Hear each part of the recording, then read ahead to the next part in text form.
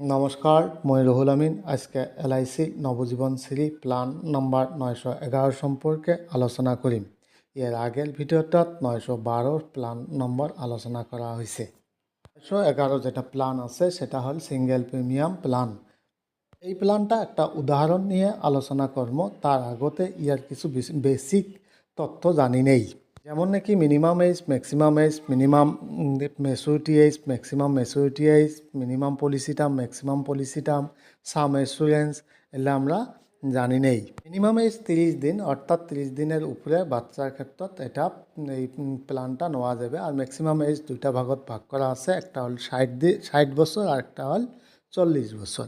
60 বছর হল অপশন 1 যাই নেবে, আর যাই 40 বছর হল অপশন 2 যাই নেবে। ম্যাক্সিমাম ম্যাচুরিটি এজ যেটা আছে সেটাও দুইটা ভাগত ভাগ করা আছে, একটা হল 75 বছর, একটা হল 60 বছর।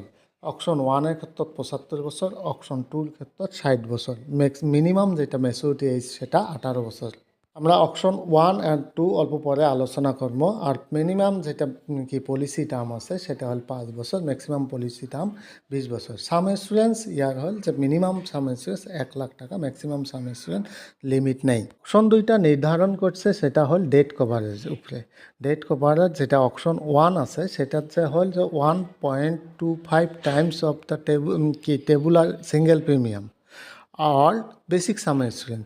আর সেকেন্ড যেটা আছে সেটা হল যে 10 time of the tabular single premium, যত টাকা দিবে তার 10 গুণ হবে। এই প্ল্যানটা যখন নেবে তখন দুইটার একটা অপশন নেবে হবে। যদি 2 নম্বর অপশনটা নেয় তাহলে অল্প পলিসিটার যে প্রিমিয়াম বেশি হবে, 1 নম্বর অপশনটা নিলে পলিসিটার প্রিমিয়াম কম হবে। আমরা এই প্ল্যানটার যেটা বেনিফিট আছে দুইটা ভাগত ভাগ করি আলোচনা করব। একটা হল ম্যাচুরিটি বেনিফিট, একটা হল ডেট বেনিফিট। ম্যাচুরিটি বেনিফিটত কী থাকবে? ম্যাচুরিটি বেনিফিটত থাকবে সাম ইন্স্যুরেন্স থাকবে আর গ্যারান্টেড এডিশন থাকবে। ডেট বেনিফিটত তিনটা একই। ডেট বেনিফিটত সাম ইন্স্যুরেন্স থাকবে, গ্যারান্টেড এডিশন থাকবে আর যদি রাইডার থাকে রাইডার থাকবে। ম্যাচুরিটি বেনিফিটটা হিসাব করার আগত আমার ইয়ার যেটা গ্যারান্টেড এডিশন আছে সেটা আমরা দেখি নেই কত পার্সেন্ট আছে। এটা গ্যারান্টেড এডিশন আছে 8.5%, যেটা নাকি কোনো টার্মের উপরে নাই যে বলে 5 বছর, 10 বছর কি 20 বছরের উপরে ভিত্তি করি যে চেঞ্জ হবে না। এটা অল টার্মের জন্য সমান আছে, 8.5% আছে। আমরা এক্সাম্পলটা আলোচনা করার আগত যে এই ইয়ার কত টাকা প্রিমিয়াম দেওয়া লাগবে, 5 লাখ টাকা সাম ইন্স্যুরেন্স নিলে ইয়ার কত টাকা প্রিমিয়াম দেওয়া লাগবে সেটা আগত ক্যালকুলেশন করি নেই। যেমন পলিসিটার দুই প্রকারের রিবাইট দেওয়া আছে, একটা হচ্ছে যে হাই সাম ইন্স্যুরেন্স রিবাইট আর একটা আছে যে এক্সিস্টিং পলিসি হোল্ডারের রিবাইট। আমরা যেটা এক্সাম্পল নেব সেটা এক্সিস্টিং পলিসি হোল্ডারের এক্সাম্পল নেওয়া হয়েছে। আর 5 লাখ টাকা আমরা সাম ইন্স্যুরেন্স নেব। রিবাইট রেটগুলো আমার এদিকে দেওয়া আছে। এটা হল এক্সিস্টিং পলিসি হোল্ডারের রিবাইট রেট।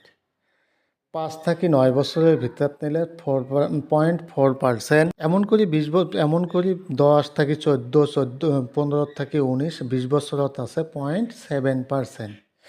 এটি কোনো আমরা এক্সিস্টিং পলিসি হোল্ডার কাইন সেটা আলোচনা করি। এক্সিস্টিং পলিসি হোল্ডার হল যার পলিসি অলরেডি আছে এলআইসির মধ্যে তাই হবে। আর যার পলিসি অলরেডি ম্যাচিউরড হয়েছে 1 বছর কিন্তু হয় নাই তাই হবে। আর যার পলিসি নিছে কিন্তু মারা গেছে 1 বছরের ভিতরে তাই হবে এক্সিস্টিং পলিসি হোল্ডার। তার নমিনি বা তার বেনিফিশিয়ারি হবে এক্সিস্টিং পলিসি হোল্ডার। কিন্তু এই পলিসি হোল্ডারে কার জন্য পলিসি নিবেল পাবে? তার জন্য নিবেল পাবে ইয়ার গ্র্যান্ড প্যারেন্ট নিবেল পাবে, ইয়ার বউয়ের জন্য নিবেল পাবে, স্পাউস বা চিলড্রেন আর বা নাতি নাতনির কারণে নিবেল পাবে। নেয় তাহলে ওই এই মাপগুলা পাইবি। তাহলে এলা আমরা হিসাব করি যে 5 লাখ টাকা সাম ইন্স্যুরেন্স নিলে কত টাকা মাপ পাবে সেটা আমরা এই রিবাইট ক্যালকুলেশনের মধ্যে হিসাব করি আছি। যেমন ইয়ার অরিজিনাল প্রিমিয়াম হল 4,97,250 টাকা আর জিএসটি হবে 22,140 টাকা, মানে টোটাল ইয়ার 5,19,390 টাকা দেওয়া লাগে। যদি রিবাইট না পাইলে হয় তাহলে ইয়ার 5,19,390 টাকা যে কৃষক জমা দেওয়া লাগিল হয়, এলআইসিক জমা দেওয়া লাগিল হয়। কিন্তু রিবাইট পাওয়ার পরে এই কত টাকা দেওয়া লাগবে? ইয়ার দেওয়া লাগবে 4,81,173 টাকা। অর্থাৎ রিবাইট কত পাইছে এই যে হাই সাম ইন্স্যুরেন্স রিবাইট হচ্ছে 33,813 টাকা আর এক্সিস্টিং পলিসি হোল্ডার রিবাইটত পাইছে হচ্ছে 2,984 টাকা। টোটাল ইবাইট হবে 36,797 টাকা। অর্থাৎ এই পলিসিটা জমা দেওয়া লাগবে 4,81,173 টাকা। আর ওই ম্যাচুরিটি বেনিফিট কত পাইবে, এটা এক্সাম্পলটা আমরা যেটা নিয়েছি সেটা 35 বছরের একজন মানুষের নিয়েছি, সেটা 5 লাখ টাকা সাম ইন্স্যুরেন্স আছিল এক্সিস্টিং পলিসি উল্টার, এটা আলোচনা করা হয়েছে। আর বেনিফিটার যেটা রেট আছিল সেটা 8.5% আছিল, তাইলে যদি ম্যাচুরিটি 5% আর 15 বছর হয় তাহলে 6,37,500 টাকা আসে।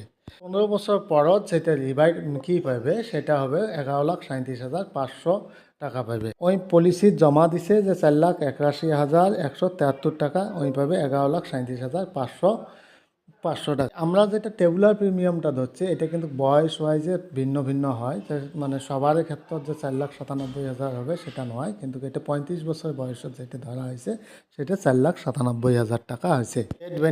ডেথ বেনিফিটটা এক্সাম্পল 2 নম্বর এক্সাম্পলত আমরা ডেথ বেনিফিটটা ক্যালকুলেশন করবো। ডেথ বেনিফিটের মধ্যে দুইটা ভাগ আছিল, একটা ভাগ আছিল অপশন 1 আর একটা অপশন 2। আমরা এই নিচে অপশন 1ত যেটা কি 1.25% টাইম বা বেসিক সাম ইন্স্যুরেন্স, যেটা বেশি হবে সেটা, এটা 1.25 দিলে এটা বেশি হয়, অর্থাৎ 6,14,000 টাকা 937 টাকা হয়।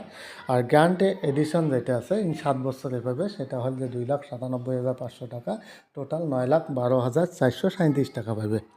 আর যদি রাইডার থাকে রাইডার থাকলে তাইলে 5 লাখ টাকা আরও যোগ হবে, 14,12,437 টাকা পাবে। সাথে আরও একটা জিনিস আলোচনা করি যে রিস্ক কভার কোথ থেকে আরম্ভ হয়, যেটা 8 বছরের উপরের বাচ্চা আছে বা 8 বছর থাকি যেটা আছে সেটা যেদিনে পলিসি নেয় সেদিন থাকি রিস্ক কভার উপরে হয়। অর্থাৎ 8 বছর থেকে আরম্ভ করি যত ম্যাক্সিমাম এজ আছে যেদিনে পলিসি নেবে সেদিন থাকি রিস্ক কভার আরম্ভ হবে। যদি 8 বছরের নিচের কোনো বাচ্চা পলিসি নেয় তাহলে যেদিন 8 বছর হবে বা পলিসির টার্ম যেদিনকার 2 বছর হবে, দুইটার একটা যেটা হবে তখন রিস্ক কভার শুরু হবে। আজকে এটি কোনো সমাপ্ত করলাম, আলোচনা করিম বলেই সবাই সাথে থাকবেন। ধন্যবাদ।